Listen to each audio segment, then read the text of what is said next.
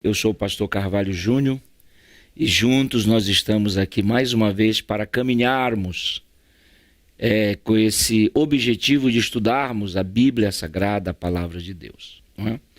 E a partir de hoje nós vamos caminhar, nós vamos mergulhar em uma das matérias mais desejadas do currículo, teológico, que seria a hermenêutica bíblica.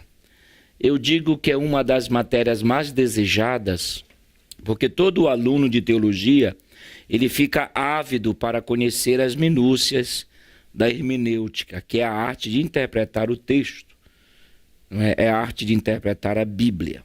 É uma das matérias mais fascinantes, mais desejadas, porque nós vamos lidar com a Bíblia, nós vamos lidar com a Palavra de Deus, nós vamos lidar com regras, com estruturas, nós vamos lidar com símbolos, nós vamos lidar com parábolas, nós vamos lidar com tipos, nós vamos lidar com hebraísmos e tantas coisas mais. Então nós vamos, a partir de hoje, começar essa caminhada rumo a conhecermos a hermenêutica, entendendo que Deus há de nos ajudar. Então, a partir de hoje, nós vamos caminhar, nós vamos mergulhar aí nesse oceano maravilhoso, dessa matéria tão fascinante, e juntos, com a graça de Deus, nós vamos aprender. Quero convidar você para nós orarmos a Deus e pedir a você que traga outros alunos para que possam matricular-se e estudar junto conosco, estudarmos a Bíblia Sagrada. Então eu gostaria que você, que é nosso aluno, pudesse gerar um outro aluno. Imagine se um aluno gerasse um aluno, não é? Você não pode ser um aluno estéril. Ovelha gera ovelha. Então nós estamos pedindo a você que possa gerar outros alunos e para que se agreguem, melhor dizendo, a esse projeto que começou no coração de Deus e foi revelado aí no coração desses homens de Deus. E juntos nós estamos aí lutando, acreditando, e que Deus vai continuar fazendo obras extraordinárias, tá bom? Então eu quero agradecer você, pedir que você caminhe conosco. Nós temos um alvo, nós temos um objetivo, e com a ajuda de Deus nós vamos chegar lá, ok? Mas como sempre nós vamos começar orando, porque nós vamos lidar com um livro divino e ao mesmo tempo um livro humano. E só o Espírito Santo para nos trazer essa graça, essa inspiração e essa revelação, tá bom? Vamos orar, Pai, por mais uma vez começarmos a estudar a Tua Palavra. Dessa feita nós vamos estudar hermenêutica bíblica. Então nós pedimos a Tua ajuda, a Tua graça, que o Teu Espírito Santo possa preencher todos os espaços vazios e que a nossa mente seja cativa agora da Tua Palavra e que nós possamos entender os mistérios da mesma. Pai, todos os alunos, todos os nossos professores, toda a equipe, todos os diretores desse grande projeto, que o Senhor continue com as Tuas mãos estendidas. Tu conheces o esforço, a dedicação de cada um dos Teus filhos e todos estão fazendo algo para que o Teu nome seja glorificado. Fique conosco no nome de Jesus. Amém e amém.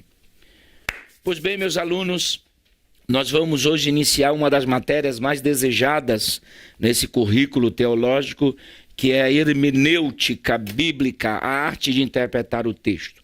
É uma das matérias mais desejadas pelos pregadores, pelos mestres, pelos ensinadores, por aqueles que querem conhecer minúcias acerca desta palavra, que é a palavra de Deus. Eu quero ler um texto com vocês, Atos dos Apóstolos, capítulo 8.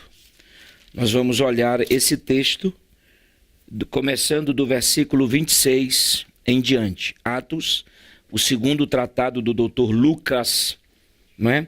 Atos dos Apóstolos, capítulo 8, começando do versículo 26, que diz-nos assim, ó.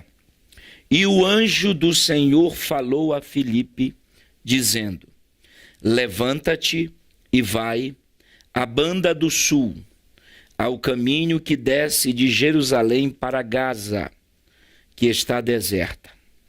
E levantou-se e foi. E eis que um homem etíope, eunuco, mordomo de Candace, rainha dos etíopes, o qual era superintendente de todos os seus tesouros, tinha ido a Jerusalém para a adoração. Regressava, assentado no seu carro, lia o profeta Isaías. E disse o Espírito a Filipe: chega-te e ajunta-te a este carro. E correndo Filipe, ouviu que lia o profeta Isaías e disse: entendes tu o que lês? E ele disse: como poderei entender, se alguém não me ensinar? E rogou a Filipe que subisse com ele e se assentasse. E o lugar da escritura que lia era este: foi levado como ovelha para o matadouro, e como está mudo o cordeiro diante do que os tosquia, assim não abriu a sua boca. Na sua humilhação foi tirado o seu julgamento, e quem contará a sua geração? Porque sua vida é tirada da terra. E respondendo o eunuco a Filipe disse: rogo-te que quem diz isto? O profeta? Quem diz isso o profeta? De si mesmo ou de outro? Então Filipe, abrindo a sua boca e começando nessa escritura, lhe anunciou a Jesus. E indo eles caminhando, chegaram ao pé de alguma água, e disse o eunuco: eis aqui a água, o que me impede que eu seja batizado. Ok? Nós vamos dar uma analisada nesses versículos, principalmente até o versículo 35, quando Filipe começa a abrir a sua boca e a explicar o que o eunuco estava lendo.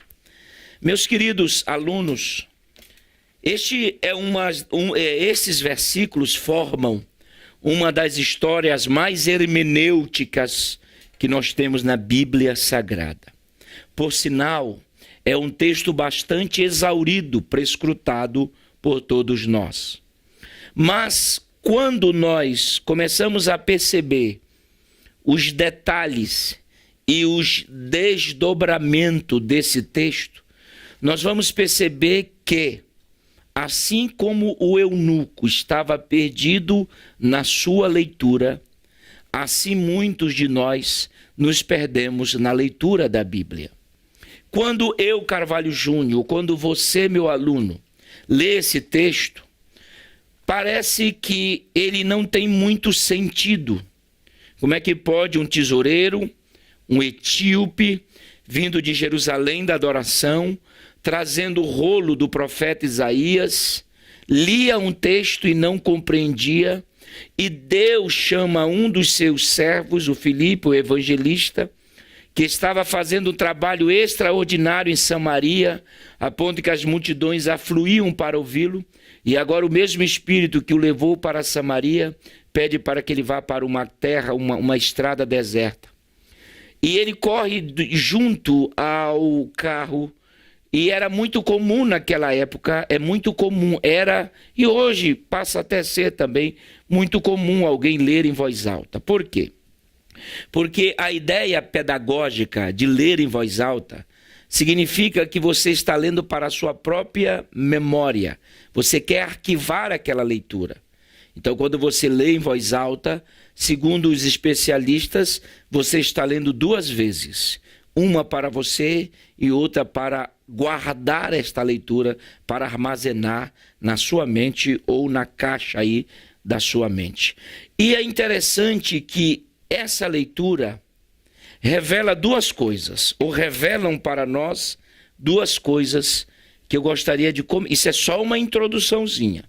Revela-nos duas coisas. Primeiro, a mera leitura das palavras de uma página da Bíblia não significa necessariamente que o leitor compreenda o seu significado. Eu quero que você anote isto. Nem tudo nós colocamos aqui no slide.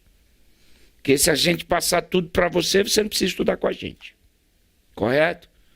Então, esses versículos que eu acabei de ler revelam-nos duas verdades acerca da hermenêutica e da leitura da Bíblia. A primeira é que a mera leitura das palavras de uma página da Bíblia ou de uma história da Bíblia não significa que o leitor tenha compreendido. A prova está aqui. Ele lia sobre o profeta, sobre o livro, a profecia de Isaías, só que ele estava em dúvida. E ele pergunta para o Filipe, olha, ele está falando dele ou de outra pessoa? Então, a mera leitura das palavras, a mera leitura da Bíblia, quando eu começo a ler o texto, quando eu começo a ler algum livro, algum evangelho, tá bom? Não significa que eu esteja compreendendo. E a prova está. E ele tinha uma dúvida muito grande. É a respeito do profeta ou ele está falando de outra pessoa? Então, a hermenêutica, ela vem nesta situação.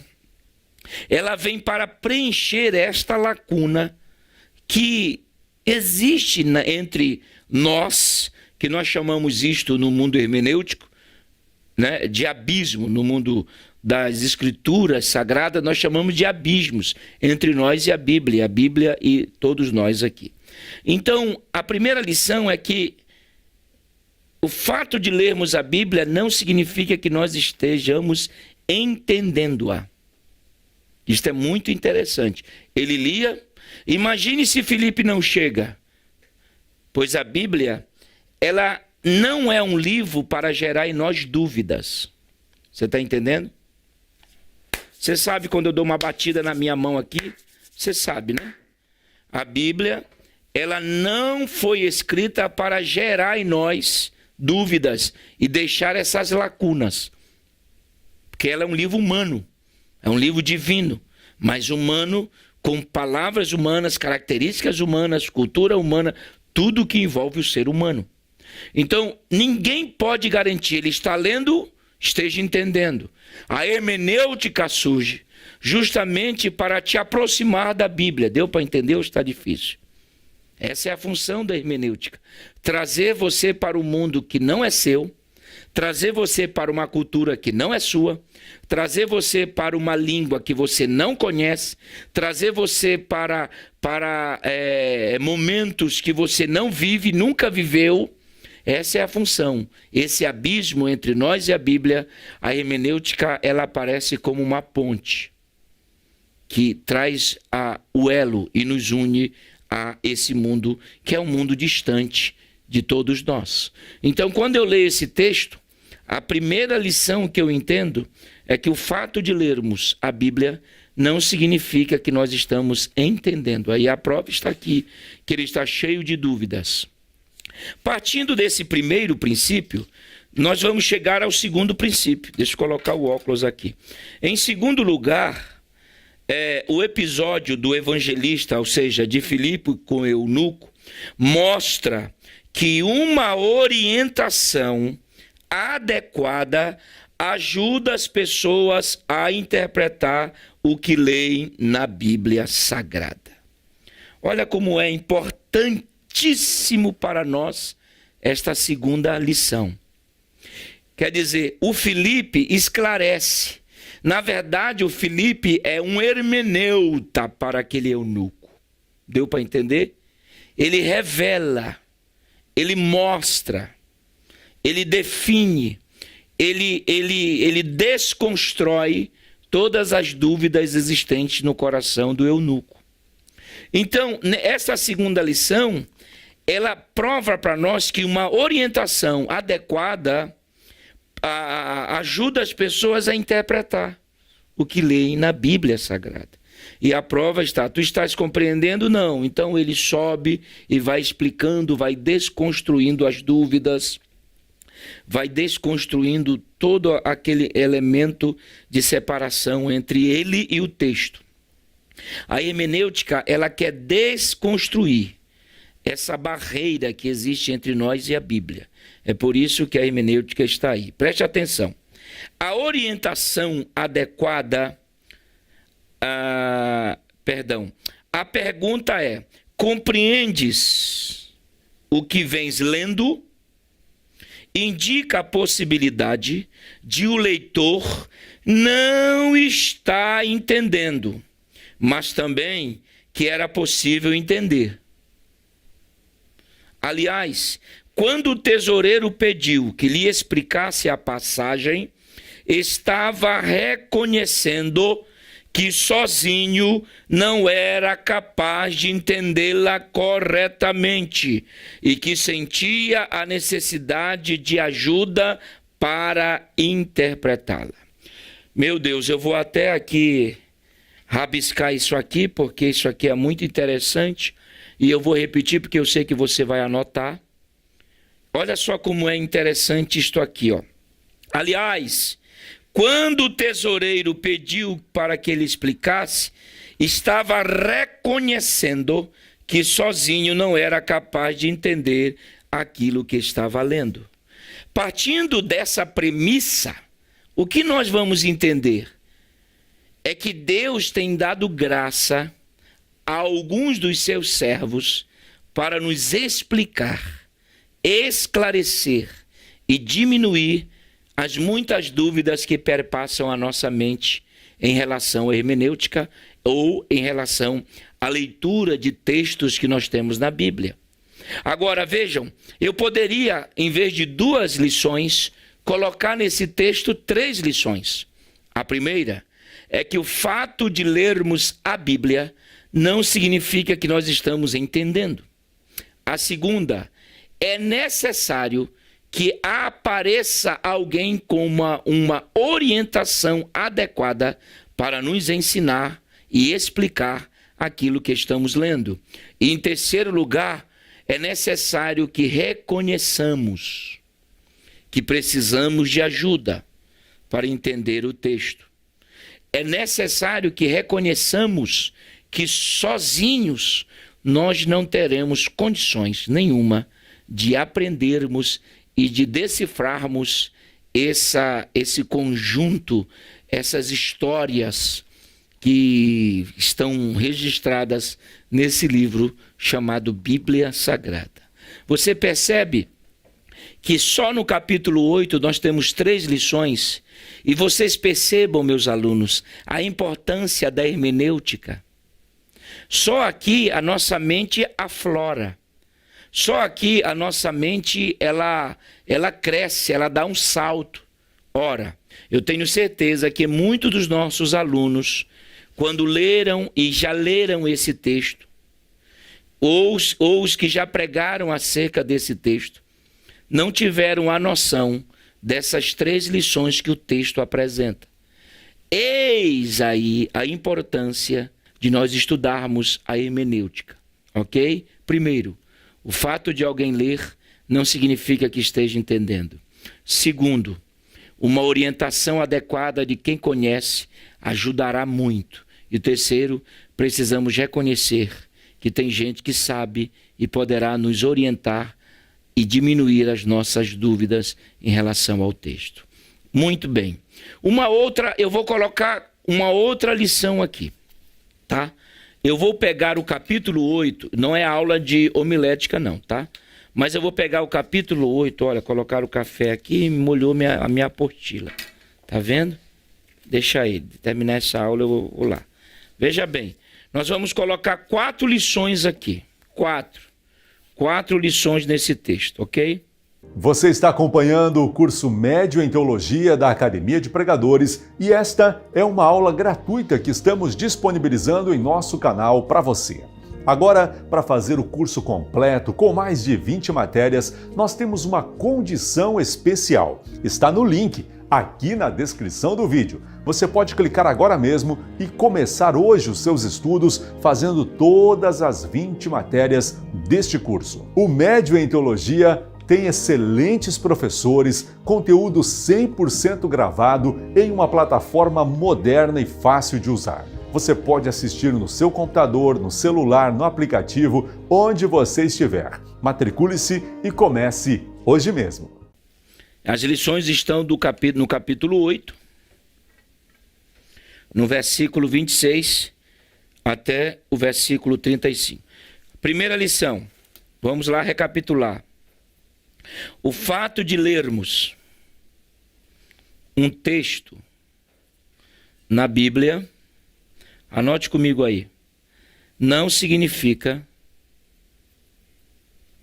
que estamos entendendo. Ok? Esse é a primeira lição do capítulo 8, nessa nossa introdução. Segunda lição. Vamos ler aqui a segunda lição. A orientação adequada ajuda a interpretar, ajuda as pessoas a interpretar. Anota. Está anotando? A interpretar o texto. Ok? Terceira lição.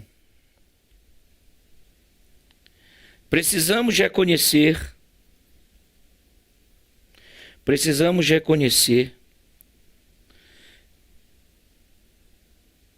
que sozinhos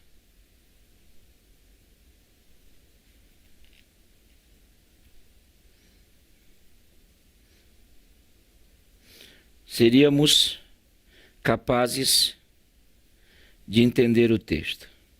Isso aqui eu acho que é uma das principais lições, tá? Aí você diz, mas professor, o senhor falou duas, aí o senhor acrescentou, mas isso é porque nós estamos trabalhando com hermenêutica, a arte de interpretar, e as coisas vão fluindo, deu para entender? Qual é a quarta lição desse texto? A quarta lição desse texto são os 6 abismos encontrados no texto. Preste atenção. Eu espero que você esteja anotando. Nós não vamos fazer a apostila disto aqui, dessas 4 lições. Então é necessário que você já anote.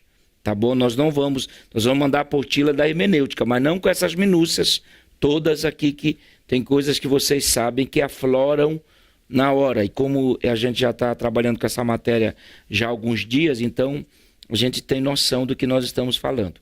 Então, por que 6 abismos? Vejam, de 2 lições nós colocamos mais 2, nós temos 4 lições acerca do capítulo 8.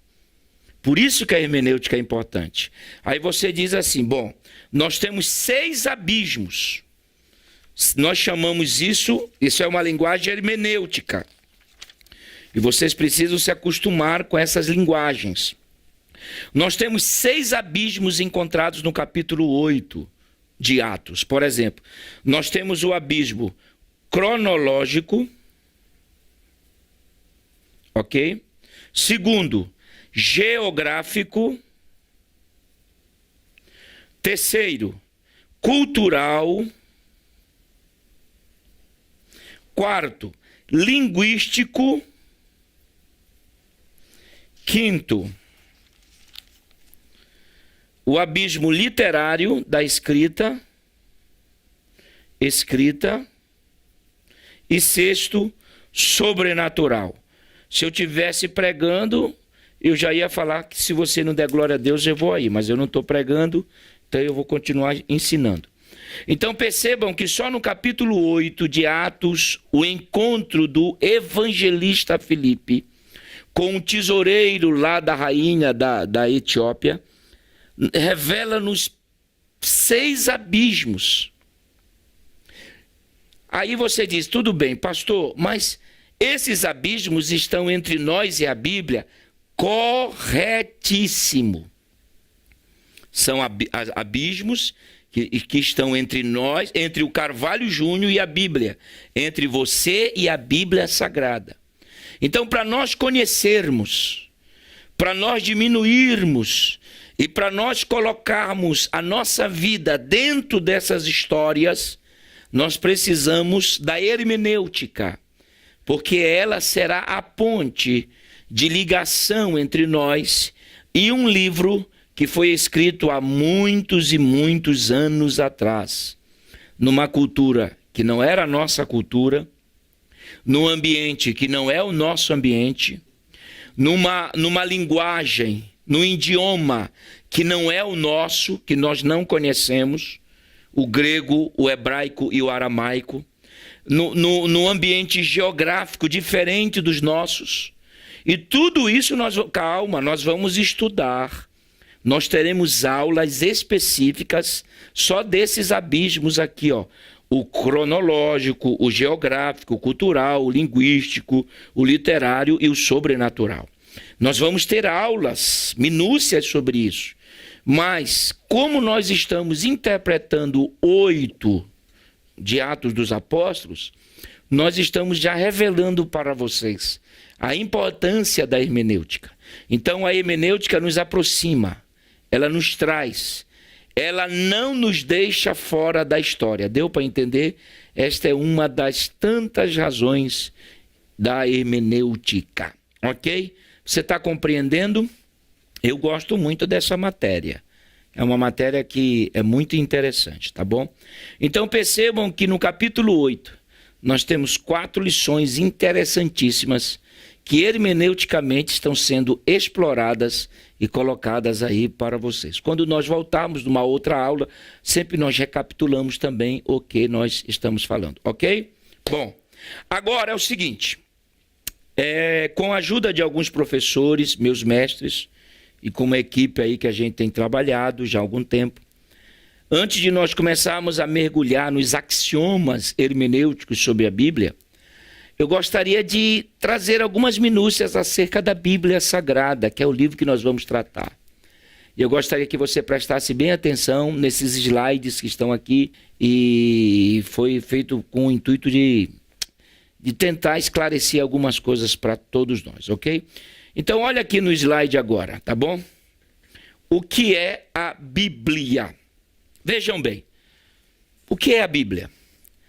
Por quê? Olha como é interessante isto aqui. Por que na nossa Bíblia tem a palavra Bíblia Sagrada? Isto aqui, ó. Por quê? Nós vamos estudar acerca desse livro. Aliás, todas as grades vão tratar sobre a Bíblia. Mas a hermenêutica, ela tem uma parte muito próxima da Bíblia Sagrada. Porque ela consegue trazer para nós minúcias. Por exemplo, por que na Bíblia que você compra tem esta palavra aqui, Bíblia Sagrada? Olha o que diz o slide aí. Por exemplo, sagrado deriva-se do latim sacratu. Refere-se a algo que merece veneração ou respeito religioso. Preste bem atenção, eu vou ser bem... Olha, vocês me conhecem, eu sou bem... Para você ter uma ideia, o que torna esse nome diferente de todos os nomes de outros livros, não é a palavra Bíblia, é a palavra sagrada. Então, olha aqui, quando você pega a sua Bíblia e está escrito aqui Bíblia Sagrada, a palavra Bíblia é aqui, ó. A palavra Bíblia, a origem da Bíblia, ok? A origem, até para que você entenda melhor, vou voltar aqui. Por exemplo, a palavra Bíblia, ela significa coleção de pequenos livros. Então eu posso colocar vários livros aqui em cima da mesa, matemática, geografia, literatura, filosofia, teologia. Como é que eu dou o nome dessa quantidade de livros? Bíblia. Lá na frente nós vamos ver isso. A diferença da palavra desse livro que nós carregamos é a palavra Bíblia Sagrada, é o sagrado, que vem de sacrato no latim. Mas Bíblia é uma palavra muito comum, principalmente na época ali do papiro, principalmente na época ali de Alexandre o Grande, principalmente na época lá do primeiro século da era cristã. porque a palavra Bíblia fala de coleção de livros ou de pequenos livros. Então vamos dar uma olhadinha aqui em umas curiosidades sobre a Bíblia. Por exemplo, a origem da Bíblia. A origem da Bíblia está agregada à história de uma planta muito comum na ribeira do rio Nilo, ou Egito, chamada de papiro. Esta palavra, ela vem do latim, que significa papyrus. No latim, o papiro chegava a crescer até a altura de 4 metros. Lá, Jó capítulo 8 e 11, 12. Olha só aqui. Esta é a imagem do papiro. Então, a origem da Bíblia, olha como é interessante. Ela está associada a uma planta. Que coisa interessante, não é? E essa planta, ela tinha o nome de papiro, que no latim é papyrus, que chegava a crescer até de 3 a 4 metros de altura. Você está vendo bem aqui, ó, o papiro. Vejam que para elaborar uma Bíblia naquele tempo, ou a escrita naquele tempo, melhor dizendo, ela não seria fácil. O papiro. Aqui, ó. O que é o papiro? É uma matéria-prima usada na fabricação do papel. Eles cortavam o seu caule e a partir dele faziam tiras que virariam folhas de papel. Esse papel tornou-se algo tão especial que a elite do Império Romano usava-o para os seus escritos. Portanto, tratava-se de um material muito caro. Percebam aqui, olha. O que é o papiro? É uma matéria-prima usada na fabricação do papel. Ó, preste atenção. Eles cortavam o seu caule e desses cortes formavam-se tiras que mais na frente iriam tornar-se o papel para a escrita. Percebam esse slide aqui que é interessante. Que eles tinham que colar, eles cortavam em tiras e depois eles iam colocando uma do lado da outra. Olha só, esta imagem aqui, ela é bem clara, ó. Eles cortavam. Meu amigo, tá tudo certo aí na televisão, não tá pro pessoal lá da casa? Os alunos, tudo ok? Não, pode dizer sim, professor. Ele já sabe como é que eu sou, pessoal. Então eles cortavam aqui, ó. Olha, essa imagem é muito interessante. A partir dessas tiras, o que eles iam fazendo? Eles iam colando, ó. Eles iam colando, uma do lado da outra. Vejam bem. Eu sei que a gente tem que ter muito cuidado em dizer algumas coisas. Mas tudo isso, para que eles pudessem ter em mãos algo para escrever. E hoje nós temos a Bíblia montada. Os 66 livros, Velho e Novo Testamento. E nós ainda não lemos, não estudamos, nós não queremos nada. Por exemplo, eu devo ter mais de 15 Bíblias na minha casa. Tem Bíblias que eu nunca abri, nunca li. Então esse povo tinha um preparo tão grande que através dos cortes, das tiras cortadas do papiro, depois eles juntavam e iam colando para que eles pudessem ter em mãos um papel para escrever. E é interessante que isso aqui é de uma grandeza muito grande, que esse papel, o papiro que gera papel, ele torna-se-á algo tão especial para a elite do Império Romano, que usava para os seus escritos, usava esse papiro, os cortes, a ligação para os seus escritos. Que maravilha isso, é muito interessante, tá bom? Então, aqui nesses slides aqui, nós temos a noção de como eles cortavam, olha só. E depois, isso vai tudo para vocês, esses slides, viu? Com a ajuda, com a liberação dos professores que fizeram, do pastor Rodrigo Santana e tantos outros aí, Rodrigo Silva, tantos outros aí que nós pegamos, entendeu? Irá tudo para vocês, irão. Então, olha só, vai cortando até a fabricação, ok? Vejam bem, daí que veio a palavra Bíblia. Por quê? Essa película ou folha tirada do caule do papiro chamava-se biblos. Esta folha aqui, ó, tirada do caule do papiro, era chamada de biblion. Está aqui, ó. Era chamado de biblon, biblos. Biblos. Palavra grega que significa livro. Ou plural de biblion, em grego, bíblia. Portanto, Bíblia quer dizer os livros ou coleção de pequenos livros. Aqui está algo extraordinário para o nosso conhecimento.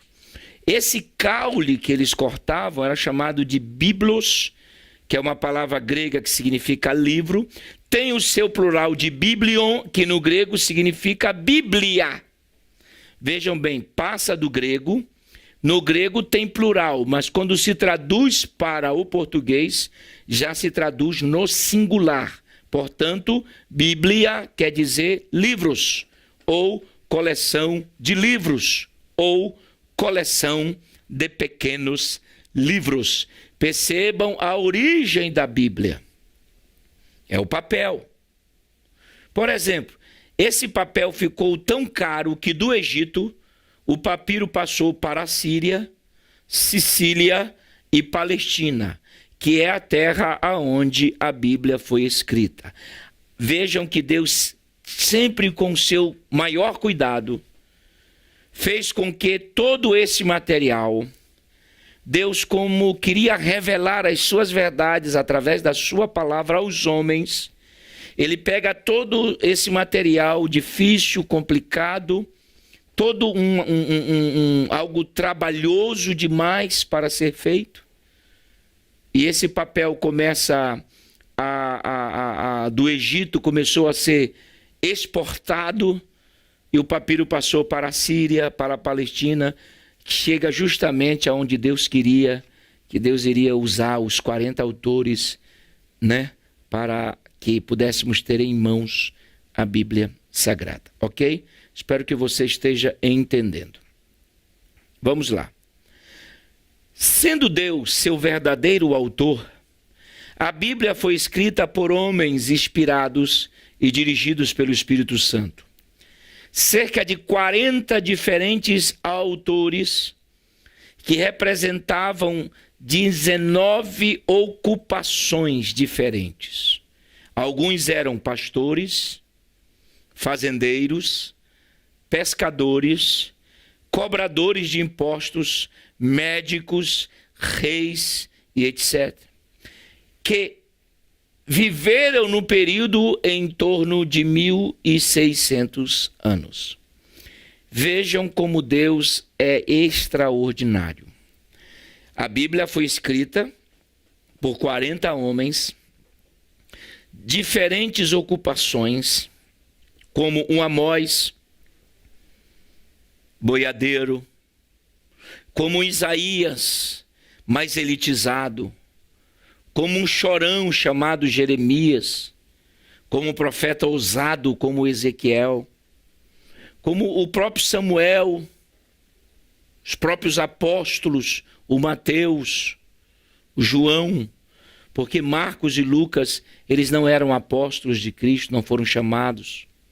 Então, a Bíblia, ela foi escrita por homens inspirados por Deus, mas eu sempre digo que Deus não inspirou os homens, mas Deus inspirou as palavras que eles iriam escrever, que nós chamamos lá na frente de teopneusto, tel, Deus, pneu, ar, né? Sopro. Vejam que é muito interessante. Homens que receberam. Só que esta palavra, a Bíblia Sagrada, esse livro de Deus, vem sofrendo ao longo do tempo ataques terríveis.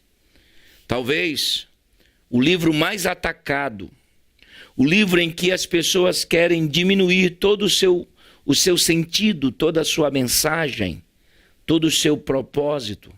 Mas como a Bíblia é um livro de Deus, o que podemos fazer? Então vejam bem, a Bíblia, existem alguns dados que já estão defasados, mas são dados aproximados, ok? A Bíblia está traduzida em 2.565 idiomas diferentes. Desde 1816 até hoje, calcula-se que já foram vendidas mais de 6 bilhões de Bíblias. Foi o primeiro livro a ser impresso por Gutenberg no ano 1440, e quando ele inventa a imprensa, tá bom? Quando ele descobre essa arma interessante, quando ele começa a juntar verbos, pronomes, vogais, um trabalho terrível. Quando a gráfica começa a produzir, esse homem, ele entendeu que ele precisava fabricar ou impresso, não é? Trazer a Bíblia para nós de uma forma diferente como ela estava. Então, graças a Gutenberg. É interessante que até hoje há uma cópia dessa Bíblia de Gutenberg lá no museu nos Estados Unidos. E algumas pessoas dizem que ela está num valor de 10 milhões, outros dizem 20 milhões. Uma cópia dessa Bíblia está nos Estados Unidos. Este foi um homem muito importante, o Gutenberg, o pai da imprensa moderna, tal. Ele conseguiu facilitar algumas coisas para o mundo da época e chegou até nós. Uma outra coisa interessante, particularidades sobre a Bíblia. Isso aqui eu vou pegar de um professor meu chamado Rodrigo Silva, muito bom e também ele tem uma habilidade muito grande. Por exemplo, particularidades sobre a Bíblia. Ela tinha tudo para fracassar. Minha língua está presa hoje, né? Ela tinha tudo para fracassar. Segundo, sua sobrevivência é espantosa. Terceiro, tem sérios problemas editoriais. Quando eu digo editoriais, eu estou dizendo de gráfica, de cópias, porque, vejam bem, a essência da mensagem de Deus aos homens não tem erro.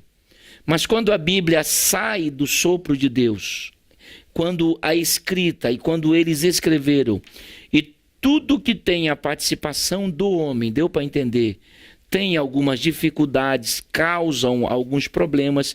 Então, quando a gente diz isso, que tinha sérios problemas editoriais, não a mensagem, não a essência, porque a essência é Deus.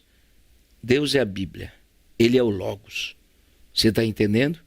Então, quando a gente diz problemas editoriais, de gráficas, de tantas coisas mais que possam causar tudo isso. Mas não da essência, a mensagem continua a mesma. Aquilo que Deus revelou não tem erro, não tem falha, é verdadeiro. Mas quando essa revelação passa pelo lado humano, aí nós temos que olhar algumas dificuldades. Por exemplo, o exemplo aqui para a gente terminar essa primeira aula é que por que as profecias devem ser julgadas? A Bíblia diz que nós devemos julgar as profecias. Que a gente não deve julgar o profeta, e sim as profecias. Por quê? Porque as profecias passam por um canal humano. Deu para entender? Então, da feita que a profecia passa pelo canal humano, automaticamente ela é digna de alguns julgamentos, ok? Então fique aí, nós estamos apenas no início de uma jornada que nos levará à hermenêutica bíblica. Até mais, eu vou tomar um café e já a gente volta em nome de Jesus. Amém. Esta aula que você acabou de assistir faz parte do curso Médio em Teologia aqui da Academia de Pregadores, a maior escola bíblica online da América Latina. Se você tem o desejo de aprofundar o seu conhecimento bíblico, você está no lugar certo. Este é um curso completo, com 20 matérias da teologia sistemática. Excelentes professores que vão te acompanhar ao longo desta jornada de conhecimento bíblico. Faça sua matrícula hoje mesmo, pelo link que está aqui na descrição do vídeo e garanta uma condição muito especial. Quem está a falar aqui é o irmão Batista. Falo diretamente da África, em Moçambique, na província de Cabo Delgado. Meu nome é Amós Silva, tenho 37 anos e moro aqui na cidade de São Paulo. Profissionalmente sou carpinteiro e faço parte da equipa da manutenção da saúde. Trabalho de portaria de condomínio há 8 anos e a minha rotina de trabalho é de 6 da manhã às 2 da tarde. Sou crente e recebi a salvação há 17 anos, onde sou pastor e obreiro. Sirvo como presbítero na igreja há 3 anos e Deus tem me abençoado muito. Há 3 anos sou estudante da Academia de Pregador e tenho estudado em casa no período da noite e da madrugada. Confesso que quando eu fui chamado para o presbitério da igreja, eu senti um pouco de dificuldade em relação à palavra de Deus, pois ainda eu estudava, mas eu não estudava como eu estudo hoje na Academia de Pregadores, um estudo mais profundo, com professores magníficos. Deus tem me transformado, Deus tem me dado oportunidade de ministrar, as pessoas têm louvado a Deus. Hoje eu consigo pregar com mais entendimento, mudou totalmente meu jeito de falar, meu jeito de agir. A Academia de Pregadores tem me preparado para a boa obra do Senhor Jesus Cristo. Te ensina a ter uma vida reta, a ter conduta, a ter caráter, a ter cautela. Deus tem vos usado para chegar nos confins da terra. O exemplo sou eu estou no confim da terra. Vocês têm transformado milhares e milhares de vidas. Se você busca aperfeiçoar a sua vida espiritual e seu ministério, se deseja crescer em graça e conhecimento, você está no lugar certo. Matricule-se hoje e venha crescer em graça e conhecimento. Faça o curso Médio em Teologia da Academia de Pregadores. Além deste curso, você terá acesso a mais de 60 cursos completos e com certificados que estarão incluídos na sua matrícula. Aqui no link da descrição do vídeo, você tem um preço muito especial e uma condição única para começar hoje mesmo. Venha para a Academia de Pregadores, a maior escola bíblica online da América Latina.